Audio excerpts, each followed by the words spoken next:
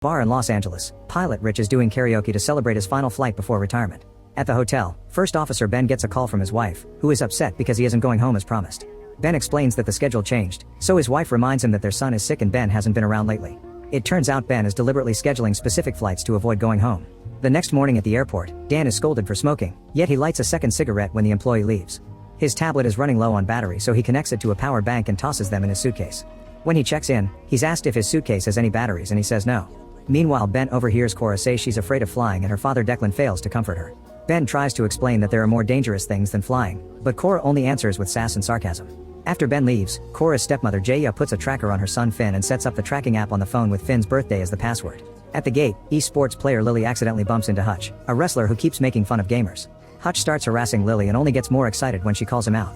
Team leader Sam comes to her defense, but before things can escalate, Hutch's coach drags him away. When Sam and Lily try to board the plane, Dan cuts in line. In the cockpit, Ben reads in the technical report that a fan isn't working well and says they shouldn't depart until it's fixed. Rich presses a button to reset that fan and decides they shall depart anyway. When Ben does extra checks on the flaps, Rich scolds him for overthinking. After the plane takes off, Rich says that he thought Ben wanted to punch him for his scolding. That's what got him kicked out of the Air Force and why he hasn't made it to captain despite his age, but at least they can joke about it. Sometime later the plane is shaken by some turbulence, but it only lasts a second.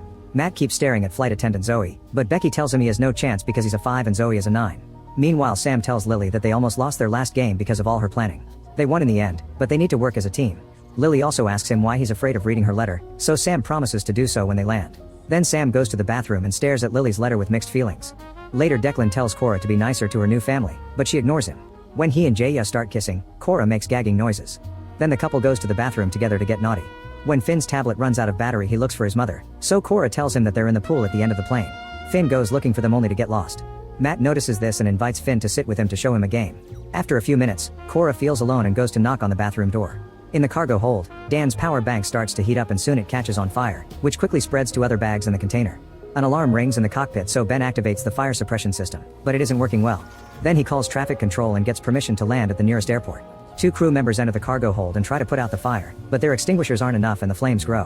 When the plane suddenly shakes and tilts, the container rolls down and crashes into some gas tanks. A small explosion fills the room with fire and causes a tank to be shot through the wall, breaking the pressure. As the plane starts falling at great speed, a tank bursts through the floor into the cabin and bounces all over the plane, killing a passenger by hitting him in the head. The shaking causes Jaya and Declan to slam their heads on the bathroom mirror. The cabin loses pressure too and objects start flying, hurting several people. Cora is almost blown out of the plane, but Lily catches her just in time. Everyone puts on the oxygen masks except for Declan and Jaya, who are unconscious. After some effort and several minutes of turbulence, Rich manages to stabilize the plane by staying at a safe altitude. He then informs the passengers about the fire and asks them to stay calm while they divert to the Guam airport. Sam comes out of the bathroom and tries to return to Lily, but Zoe makes him take a random seat because it's too dangerous to move around. While she's distracted, Dan sneaks to the bathroom to smoke. Cora wants to go looking for her parents, however Lily forces her to stay. Suddenly the container in the cargo hold is sucked out of the plane through the hole left by the explosion and it hits an engine, setting it on fire. While everyone panics, Zoe sends Dan back to his seat. Soon the burning engine is blown away and makes a hole in the cabin wall, so many passengers are blown away too with their seats. In the cockpit, Ben notices that they've lost half of the system instruments. He calls air traffic again to ask for a closer airport, but there's nothing in the area. As passengers struggle to hold on, Cora runs to look for her father but is caught by flight attendant Penny.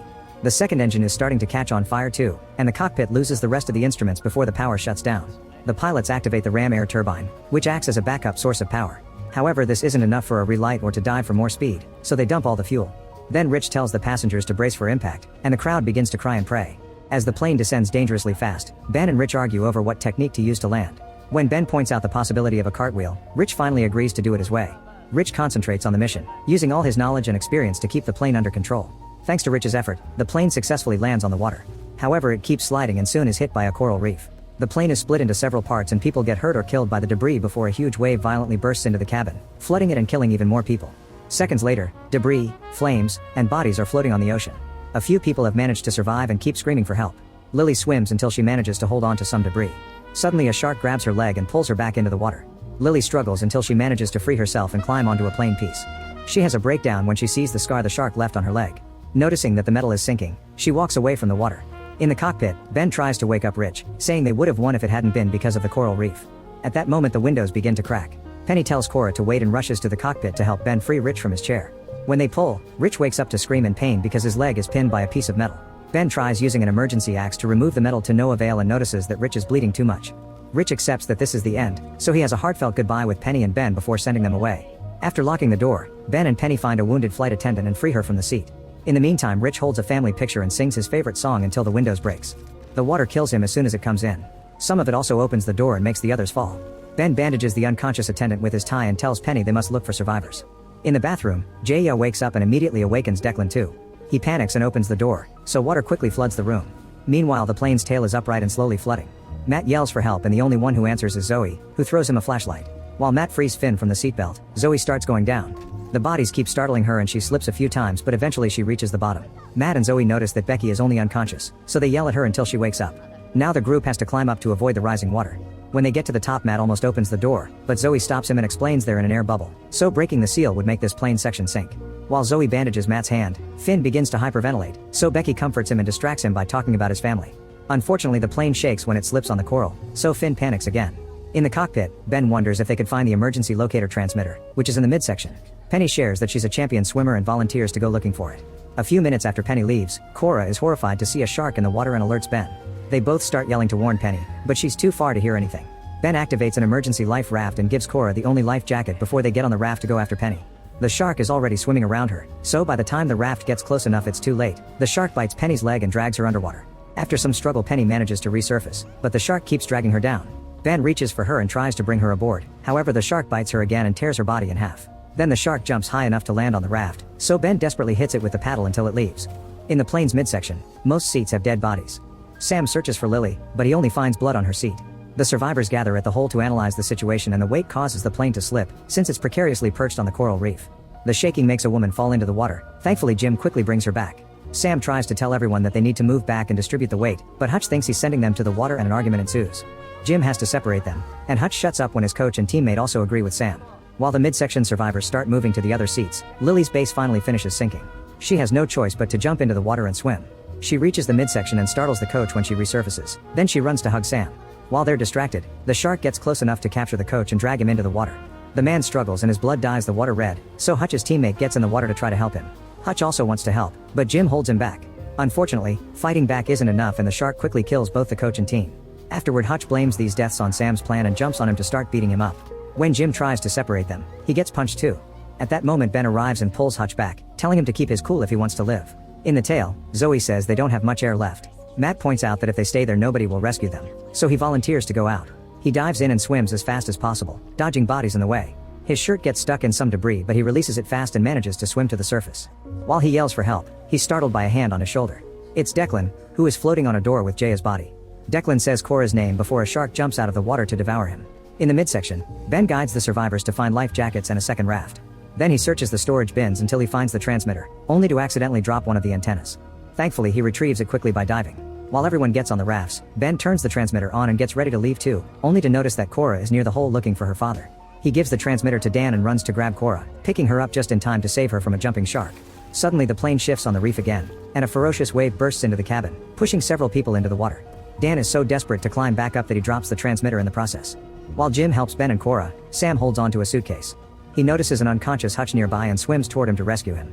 As Sam yells for help, two sharks begin swimming around the boys. On the raft, Ben asks about the transmitter and gets angry when Dan confesses he dropped it, but he also says that it was Ben's responsibility. When they hear Sam's screams, Ben wants to help him, but Dan refuses to move the raft and thinks Ben just wants to feel better after crashing the plane. Then Dan punches Ben, who immediately punches him back and announces they're helping the boys. Dan wants to move to the other raft, but the crowd doesn't let him and insults him. Ben and Jim row as fast as possible and their raft soon reaches the boys. They bring them aboard right before a shark tries to attack them. In the tail, the group hears creaking and Zoe decides it's time to leave, so she gets life jackets for Finn and herself. Becky is too old and injured to swim now, but Zoe promises to come back for her. Finn and Zoe dive in and swim through the cabin, losing a bit of air when they're startled by a body.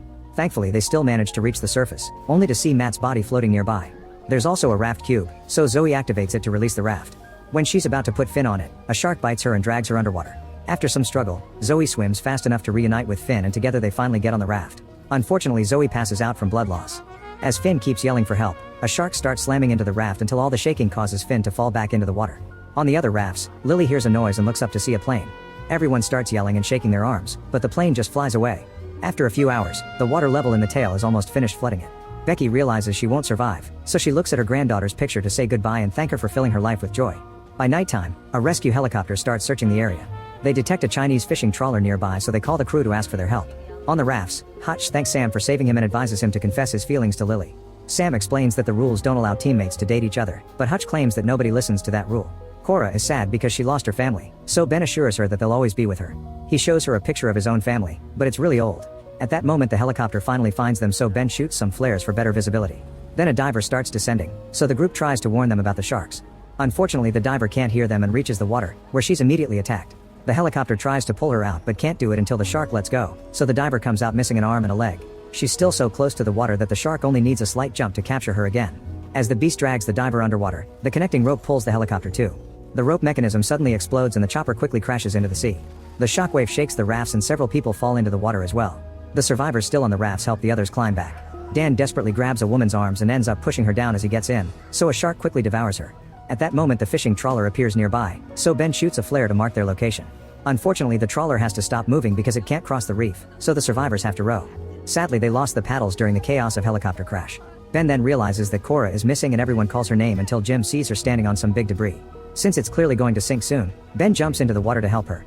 He swims as fast as possible and reaches Cora without issues. She says she doesn't want to leave because she doesn't want to abandon her father, so Ben reminds her that her dad would want her to be brave. The duo gets back in the water and starts swimming while the other survivors try to row with their hands. Soon the sharks surround them and Ben disappears underwater for a second, only to resurface and shoot a shark with a flare, killing it. Unfortunately this was the last flare. The captain of the trawler notices this and orders his crew to release all their catch. The sharks immediately turn around to feed on the fish instead. On the raft, Dan sees a pack of cigarettes floating and immediately grabs it. When he tries to smoke one, his lighter stops working. Suddenly a shark jumps out to catch him and brings him underwater to eat him. In the morning, the trawler has rescued all the survivors. Sam tells Lily that the water took her letter and he couldn't read it. Lily says he already knows what she meant anyway, but she can't deny the issue of the rules. After some hesitation, Sam kisses her forehead, and Lily kisses his cheek. Meanwhile Cora keeps mourning her family. When she hears the others finally getting reception on their phones, Cora borrows Ben's and uses the tracking app to find Finn's tracker. They immediately show it to the captain, who guides the trawler to the third raft. At first they only find Zoe, but she moves some plastic sheets to reveal Finn. The siblings reunite with a hug and tears, and Cora finally apologizes. Zoe asks about Becky, so Ben has to give her the bad news. Afterward Ben looks at more recent pictures of his son, revealing he has cancer. He has a breakdown and calls his family to announce he's going home. Make sure to subscribe and turn on notifications so you can watch more videos like this. Thanks for watching.